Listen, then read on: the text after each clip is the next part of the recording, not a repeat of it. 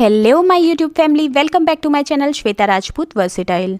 तो गाइज़, आज मैं आपको जादुई ढोल की एक कहानी सुनाने जा रही हूँ। आशा है कि आप लोगों को ये कहानी ज़रूर पसंद आएगी, तो सुनिएगा ज़रूर। तो चलिए बिना विलंब किए स्टार्ट करते हैं कहानी। पश्चिम भारत के एक छोटे से राज्य में धर्मराज नामक एक बुद्धिमान और न्यायप्रिय राजा रहता था। उसकी प्रजा के मन में उसके लिए बहुत श्रद्धा और आदर था। राजा धर्मराज बहुत लंबा, ऊंचा और रूपवान था। उसके सिर के बाल काले और घने थे, जिन्हें उसका कोई भोलू ही काटता था। भोलू ये काम कई वर्षों से कर रहा था और अपने शाही हज्जाम होने का उसे बहुत गर्व था। पर भोलू को एक बात का बहुत ध्यान रखना पड़ता था। जब भी वो राजा के बाल काटने जाता, उसे याद रखना पड़ता था कि वो राजा के साथ बिल्कुल अकेला हो। उस समय किसी का भी शाही कमरे में आना सख्त मना था। बात दरअसल ये थी कि भोलू राजा के बारे में एक राज जानता था। राजा के सिर के दोनों तरफ दो छोटे छोटे सींग उग रहे थे। ये बात सिर्फ राजा और उसका नाई जानते थे। जब भोलू ने पहली बार ये नज़ारा देखा तो वो बहुत चक्का रह गया, लेकिन उसने राजा से वादा किया कि इस बात का जिक्र वो कभी किसी से भी नहीं करेगा। महाराज, आप निश्चिंत रहें, भोलू राजा से बोला। आपका ये राज मेरे पास सुरक्षित है। किसी और को इस बात की कानो कान भी खबर नहीं होने पाएगी। ऐसा सुनकर राजा धर्मराज ने राहत महसूस की। उसे डर था कि अगर लोगों को इस बात की जानकारी हो गई तो राज्य भर में उसकी खिल्ली उड़ जाएगी। हो सकता है लोग उसका आदर करना बंद कर दें या फिर नए राजा की ही मांग करने लगे। इसलिए भोलू के वादे के बावजूद राजा ने उसे सख्त हिदायत देते हुए कहा, भोलू, अगर तुमने अपना मुंह खोला तो जान लो, सजा तो मिलेगी ही, देश निकाला भी मिलेगा। भोलू हजाम की डर के मारे घिघी बन गई। उसने कानों को हाथ लगाया और अपना मुंह बंद रखने की कसम खाई। कई वर्ष बीत गए। भोलू को अपना वादा याद रहा। उसकी स्वामी भक्ति से प्रसन्न राजा यदा कदा उसे अच्छे अच्छे उपहार भी दे देता था।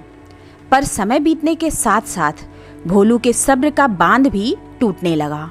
उसके पेट में वो राज अब पचता नहीं था और वो चाहता था कि कोई तो ऐसा हो जिसे वो राजा के सींगों वाली बात बता सके। लेकिन राजा की चेतावनी उसे चुप रहने पर मजबूर करती थी।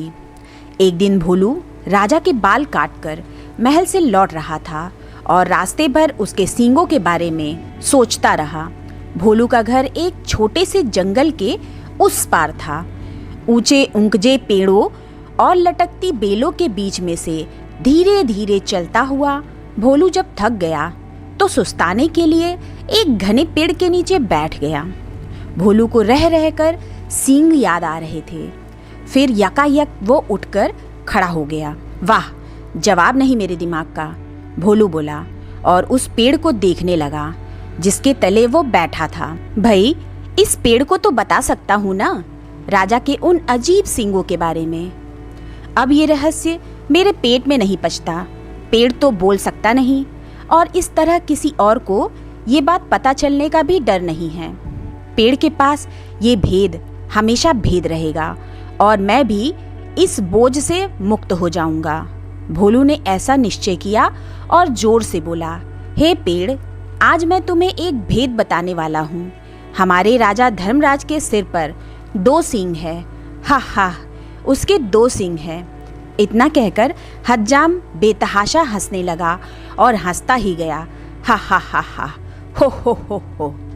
वो भयंकर भेद आखिर खुल ही गया। भोलू खुश था। उसका भार जो हल्का हो गया था। उसके बाद वो आराम से घर पहुंच गया। अगले दिन एक लकड़हारा उसी जंगल में गया और उसी पेड़ के पास जाकर रुक गया। इस पेड़ की लकड़ी तो बहुत शानदार है, इसका ढोल बड़ा अच्छा बनेगा, वो सोचने लगा। फिर क्या था, कुल्हाड़ी के कुछ प्रहारों से ही पेड़ नीचे आ गिरा। लकड़हारों ने वो लकड़ी एक ढोल बनाने वाले के हाथों बेच दी और उसने एक बहुत सुंदर ढोल तैयार कर दिया। ये मेरे जीवन का सबसे अच्छा ढोल है, ढोल वाला खुश होकर बोला, कल बाजार जाकर इसे अच्छे दाम पर बेच दूंगा। अगले दिन ढोल वाला बाजार गया और एक कोने में खड़ा होकर ढोल बजाने लगा। ढोल से बड़ा सुरीला स्वर हुआ। ढोल वाला उसकी आवाज़ सुनकर झूम उठा। वो चिल्लाकर बोला, बाबू ये ढोल खरीदो। कोई है जो इस शानदार जानदार ढोल को खरीदे। धीरे धीरे उसके इर्द गिर्द भीड़ जमा हो गई। लोग खामोश होकर ढोल की मज़ेदार आवाज़ सुनने लगे। भाई वाह, क्या कहने हैं इस ढोल के, एक बूढ़े आदमी ने तारीफ की। तारीफ सुनकर ढोल वाला और भी ज़ोर से ढोल पीटने लगा। तभी उस ढोल में से एक अजीब आवाज़ आई। लोगों के कान खड़े हो गए, उनका दिल धक्क से रह गया। ढम ढम ढम ढोल बजा। आज मैं तुम्हें एक भेद बताने वाला हूँ। हमारे राजा धर्मराज के सिर पर 2 सींग है। हा हा, उसके 2 सींग है। हा हा हा हा, हो। लोग वहाँ जड़वत खड़े हो गए। उन्हें अपने कानों पर विश्वास नहीं हो रहा था। ढोल वाला फिर ढोल पीटने लगा और फिर वही आवाज़ निकली। वो बहुत हैरान और शर्मिंदा हुआ। आखिर एक ढोल ये सब कैसे बोलने लगा? देखते ही देखते लोगों का तांता लग गया। और फिर कितना मजाक और कितने ताने।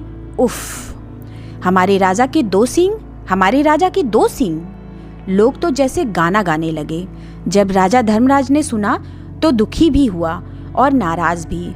गुस्से से उसका चेहरा तमतमा उठा और वो जोर से गरजने लगा और गरजते हुए बोला, उस ढोल वाले को पकड़कर यहाँ ले आओ। राजा के सैनिकों ने शीघ्र ही उसे पकड़ा और राजा के समक्ष प्रस्तुत किया। ढोल वाला डर के मारे कांप रहा था। बदमाश, तेरी इतनी हिम्मत कि तू मेरी खिल्ली उड़ाए, राजा फुफकार कर बोला। भयभीत ढोल वाले ने राजा के पैर पकड़ लिए।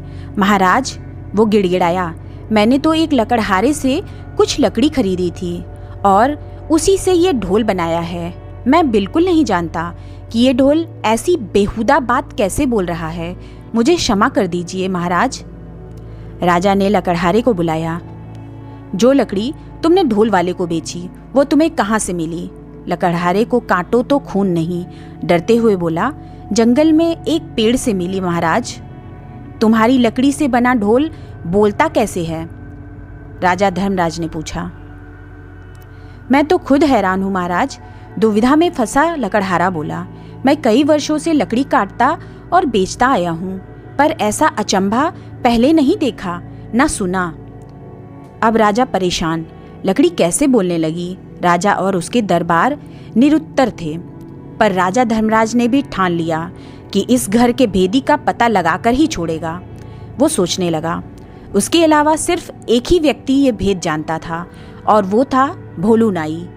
पर भोलू तो इतना निष्ठावान है कि इतने सालों बाद भी उसने अपने मुंह को ताला लगाए रखा है।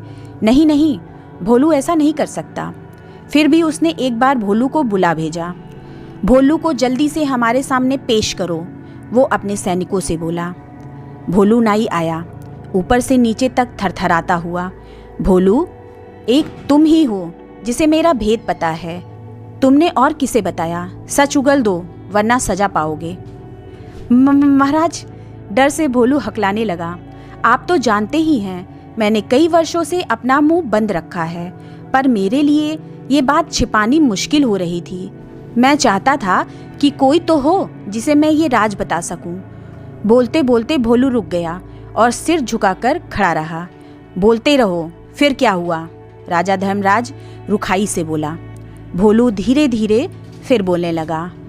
एक दिन जब मैं जंगल के रास्ते से घर लौट रहा था, मैं आराम करने एक पेड़ के नीचे बैठ गया।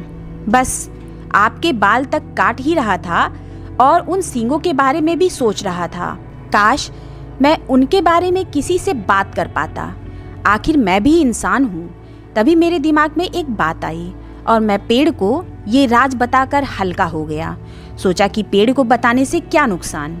क्या मालूम था कि इसकी लकड़ी ही बोल पड़ेगी। अब समझा, बुद्धिमान राजा ने पहेली बुझ ली। वो पेड़ जादुई था, सुन बोल सकता था, इसलिए उसकी लकड़ी से बने ढोल को जैसे ही पीटा गया वो बोलने लगा। और जो कुछ तुमने मेरे सींगों के बारे में कहा, वही शब्द वो दोबारा दोहराने लगा। जादुई ढोल की उलझन सुलझाने के बाद राजा ने भोलू नाई की तरफ देखा। भोलू शर्म से सिर झुकाए खड़ा था।